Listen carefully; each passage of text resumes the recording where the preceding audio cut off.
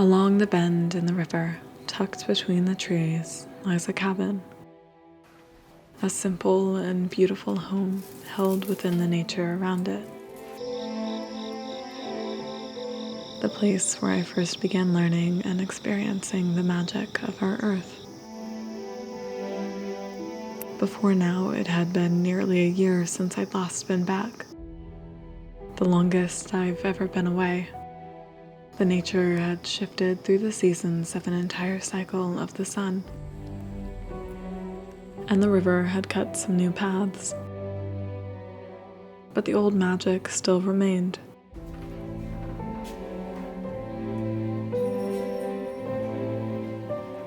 Quiet, but strong. The magic found in these old mountains was versed in a far more ancient tongue than I felt from other lands. Not to mention it's very abundant and diverse. Perfect for anybody wishing to follow a green path. And this time, as I walked the earth again, connecting back to the energies of this place, I fell back into my old rhythms, crafting with what called to me and sang to my soul.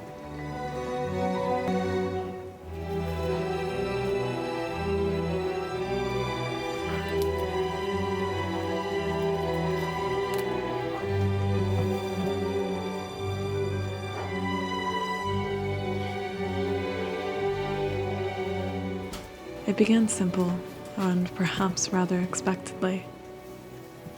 I found myself drawn to that of the thistle that had sprouted so proudly throughout the fields. It was the first plant I had ever truly worked with, and reconnecting here again felt very much like visiting an old friend. In the time of my practice, I found thistle to be a very strong and protective herb, though most notably it lends itself in the way of healing. It is said that placing a bowl of thistles in a room works to strengthen and renew the spirits of all within it.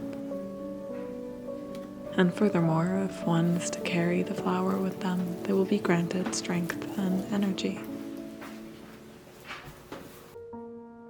Another old acquaintance I found myself drawn to during this ever shorter visit was that of Goldenrod. A very interesting flower, most commonly regarded as a simple weed, or even somewhat of a nuisance. However, when looked at using a different gaze, one can see the great deal of magic to behold.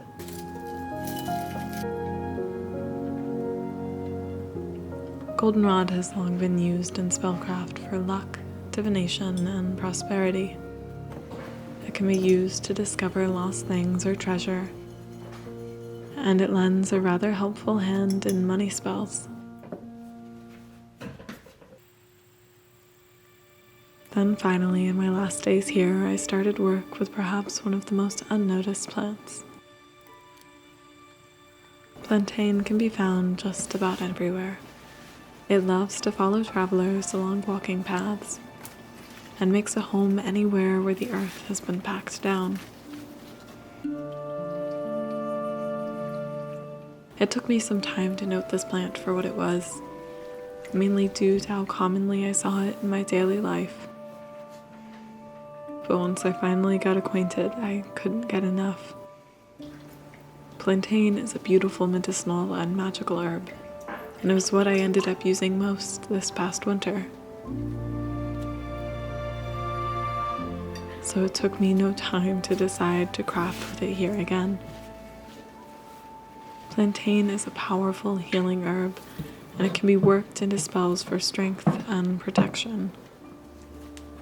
It is an enduring plant, and one that I would bet most of you have met at least once. My favorite way to work with it so far has been in the way of oil. I find it to harness both the magical and medicinal powers quite well.